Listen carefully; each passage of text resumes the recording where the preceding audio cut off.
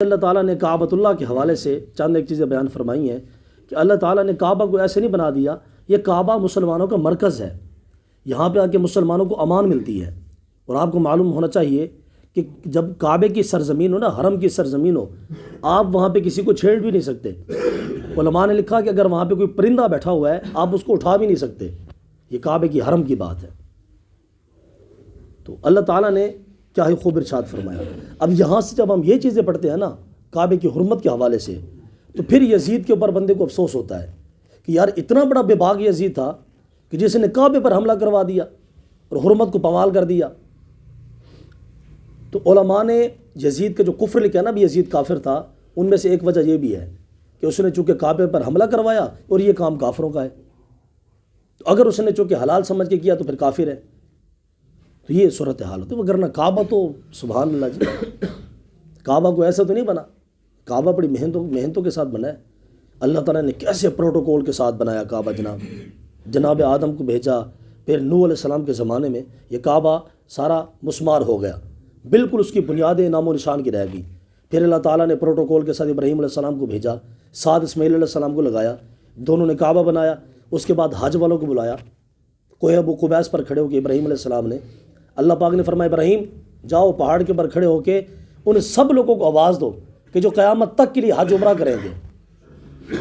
تو ابراہیم علیہ السلام نے کھڑے ہو کر آواز لگائی، وَأَتِمُّ الْحَجَّ وَالْعُمْرَةَ لِلَّهِ، وہ جو 18ویں پارے میں آتا ہے، 17ویں پارے میں وَأَذِّن فِي النَّاسِ بِالْحَجِّ يَأْتُوكَ، یہ سارا اس میں ابراہیم علیہ السلام نے پہاڑ پر کھڑے ہو کے آواز لگائی تھی کہ آؤ حج عمرہ کے لیے۔ علماء نے لکھا کہ جس بندے نے حج عمرہ کرنا تھا قیامت تک کے لیے، اگر کوئی ماں کے پیٹ کے اندر بھی تھا نا، اس نے بھی ابراہیم علیہ السلام کی آواز پہ لبیک کہا تھا۔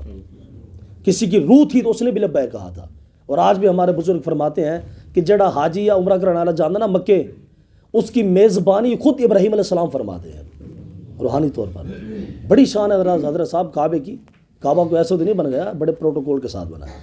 تو اللہ تعالیٰ نے فرمایا جعل اللہ الکعبۃ البیت الحرام، کہ اللہ تعالیٰ نے کعبے کو بیت حرام بنایا، حرمت والا، عزت والا گھر، قیاما للناس، لوگ وہاں پہ جا کے قیام کرتے ہیں، والشہر الحرام، اور شہر حرام جو 4 مہینے حرمت والے ہیں جس میں عرب لوگ جنگ نہیں کرتے تھے، رجب کا مہینہ ہو گیا، محرم کا مہینہ، ذوالحج شریف کا، یہ سارے، والہدیہ، اور اللہ تعالیٰ نے قربانی کو بھی جو ہے وہ حرمت والا بنایا، قربانی کا جانور۔ یہی وجہ ہے کہ اگر کوئی انسان قربانی کا جانور لے کے آتا ہے تو اس کا دودھ نکال کے وہ پی نہیں سکتا، اس کے اوپر حکم ہے کہ وہ دودھ اس کا نکالے، خود نفع نہ اٹھائے، اس لیے کہ وہ اللہ کی ذات کے لیے وقف ہو چکا ہے، پروٹوکول ہے۔ قربانی کے جانور کوئی بندہ سواری نہیں کر سکتا، اس کو ساتھ عزت کے ساتھ کھلائیں پلائیں، گھر میں رکھیں، چارہ اس کو ڈالے، جب اس کو ذبح کرنا چاہے تو پہلے پانی پلا لے، جب اس کو ذبح کرنا چاہے تو چھری کو اچھے طریقے سے تیز کر لے، جب اس کو ذبح کرنا چاہے تو اس کے سامنے کوئی جانور نہ کھڑا ہو، یہ سارا پروٹوکول ہے۔ تو اللہ تعالیٰ نے اس کو حرمت والا بنایا، اور فرمایا کہ والہدیہ، اور اللہ تعالیٰ نے ہدیے کو بھی، جو کعبے کی طرف جاتے تھے نا جانور، وہ جب چونکہ صلح حدیبیہ کا موقع ہے نا، تو نبی پاک علیہ السلام کو کافروں نے روک دیا تھا کہ جی آپ تو جنگ لڑنے کے لیے آئے۔ نبی علیہ السلام فرمایا ہوا میں جنگ واسطے کوئی نہیں آیا، میں عمرے واسطے آیا۔ انہیں کہ نہیں جی سانوں کی پتہ چلے گا بھی تسی عمرے واسطے آئے ہو۔ تو پھر رسول پاک علیہ السلام نے جو جانور ساتھ لے کے آئے تھے نا نبی پاک علیہ السلام کعبۃ اللہ کی قربانی کے لیے، لوگ پہلے دور میں لے کے جاتے تھے، اب تو وہاں پہ جا کے یہاں سے پیمنٹ جمع کرا دیتے ہیں، آگے سے وہ خود ہی کرا کے خرید کے ذبح بھی کروا دیتے سب کچھ۔ پہلے دور میں بزرگ لے کے جاتے تھے جانور ساتھ، پھر نبی پاک علیہ السلام نے قربانی کے جانور جو ہے ان کو آگے ایسے بھگا دیا تھا کعبۃ اللہ کی طرف، تاکہ کافروں کو واقعی یقین چلے کہ ہم لوگ عمرہ کے لیے آئے ہیں، یہاں پہ جنگ لڑنے کے لیے کوئی نہیں آئے۔ تو قربانی کا وہ جو جانور ہے کعبۃ اللہ کا، جو حج و عمرہ کے لیے دیتے ہیں، اللہ تعالیٰ نے اس کو بھی عزت والا بنایا ہے۔ والقلائد، اور قلائدہ یہ کفار مکہ جو ہے وہ مسلمان جو بھی تھے عرب والے، وہ قربانی کے جانوروں کو جب بھی بھیجتے ہیں اس کا تھوڑا سا یا تو گلے میں پٹا ڈال دیتے یا تھوڑا سا اس کا کان چیر دیتے۔ ہر بندے کو پتہ ہوتا کہ یار بھی یہ نا بیت اللہ کی حرم کے لیے جا رہا ہے، یہ قربانی کا جانور ہے، تو لہٰذا وہ اس کی عزت کیا کرتے تھے۔ تو اللہ تعالیٰ نے اس کو بھی عزت والا بنا دیا۔ ذالک لتعلموا، اس لیے کہ جان لو کہ ان اللہ یعلم ما فی السماوات و ما فی الارض، اللہ جانتا ہے جو کچھ زمین و آسمان میں ہے، وان اللہ بکل شیء علیم، اور اللہ تعالیٰ ہر چیز کا علم رکھنے والا ہے۔ یعنی یہ کعبۃ اللہ کی چیزیں بیان ہو رہی ہیں۔ اقبال کا ایک شعر ہے بڑا خوبصورت، مجھے بڑا پسند ہے وہ، جس میں وہ کہتا ہے کہ اٹھو میری دنیا کے غریبوں کو جگا دو، کاخ و مرا کے در و دیوار ہلا دو، گرماؤ غلاموں کا لہو سوز یقین سے، گنجش کے فرمایا کو شاہی سے لڑا دو، جس کھیت سے دہکاں کو میسر نہیں روزی، اس کھیت کی ہر خوش ہے گندم کو جلا دو، میں نہ خوش و بیزار ہوں ان مرمر کے سلوں سے، میرے لیے مٹی کا ایک اور حرم بنا دو، کیوں خالق و مخلوق میں حائل رہے پردے، پیران کلیسا کو کلیسا سے اٹھا دو۔ یہ پوری غزل ہے اقبال کی۔ اقبال کہنا ہوئے کعبے کا جو بندہ طواف کرنے کے لیے آئے کم از کم غیرت مند ہو، خالی طواف کرنے سے کچھ نہیں ہوتا۔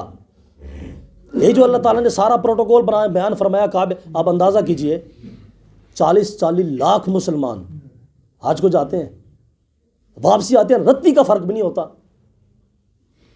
ہر سال لاکھوں مسلمان جاتے ہیں، حج کر کے آتے ہیں، عمرہ کر کے آتے ہیں، معاشرے میں کوئی ذرہ بھی فرق نہیں ہے۔ نہ پاکستان کا نظام بدلا، نہ خود حاجی کے گھر کا نظام نہیں بدلتا۔ تو یہ جو اللہ تعالیٰ سارا پروٹوکول بیان فرما رہے کعبۃ اللہ کے لیے کہ قربانی کا جانور بھی حرمت والا ہے، کعبۃ اللہ بھی حرمت والا ہے، وہاں پہ کسی کو چھیڑ نہیں سکتے، تو کم از کم وہاں کا کچھ رنگ لے کے تو آئیں بھائی۔ بلکہ آج کل ہمارے ہاں تو کچھ حاجی نمازی ایسے ہیں کہ وہ جب حاجی عمرہ کر کے آتے ہیں نا واپسی پہ، تو وہ سمجھتے ہیں چونکہ ہم بالکل گناہوں سے پاک ہو چکے ہیں، اب سارے گناہ شروع سے سٹارٹ کر دیتے ہیں۔ ایسی بات نہیں ہے سرکار، وَهُوَ بِكُلِّ شَيْءٍ عَلِيمٌ، اللہ تعالیٰ ہر چیز کو جاننے والا ہے۔ دیکھیے اللہ تعالیٰ نے پھر آخر میں بیان فرما دیا کہ کعبہ یہ ہے یہ ہے یہ ہے، اور اللہ تعالیٰ نے ساتھ ہی بیان فرما دیا کہ بھی دیکھو اللہ تعالیٰ ہر چیز جانتا ہے، تم کس پیسے کے ساتھ حج عمرہ کرنے کے لیے آ رہے ہو، حلال کا پیسہ کہ حرام کا پیسہ، اللہ خوب جانتا ہے۔ تم نے کس پیسے کے ساتھ جانور خریدا، اللہ خوب جانتا ہے۔ اللہ اکبر۔ اگر آپ لوگ چھانٹی کرنے بیٹھے نا، چھانٹی کرنے کس بندے کے پیسے حلال کے ہیں کس کے حرام کے ہیں، تو 40 لاکھ میں سے 5 لاکھ بھی باقی نہیں بچیں گے جو لوگ حج عمرہ کے لیے جاتے ہیں۔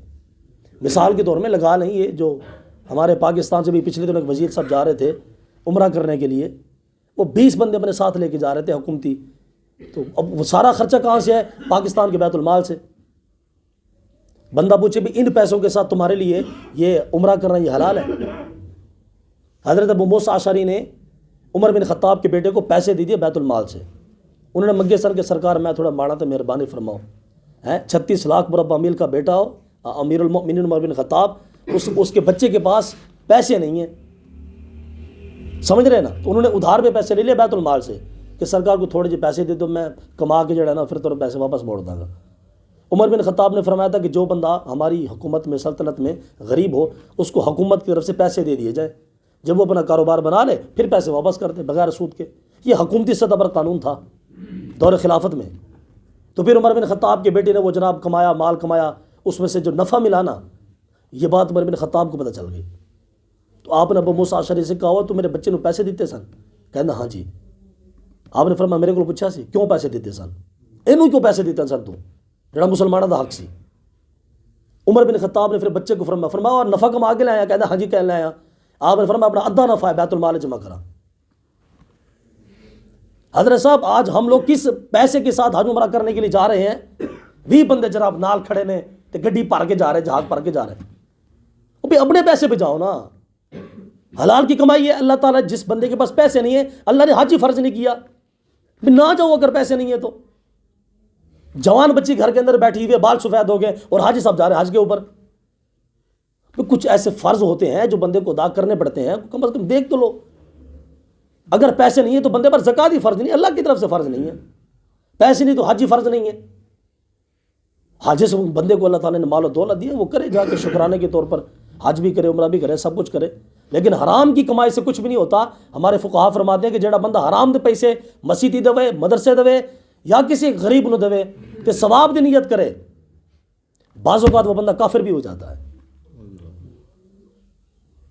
اللہ اکبر۔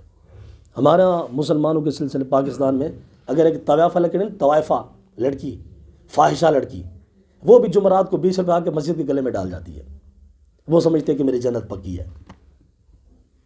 یہ بالکل وہم و گمان بندے کا خیال خراب ہے، سارا مسلمان کا خیال۔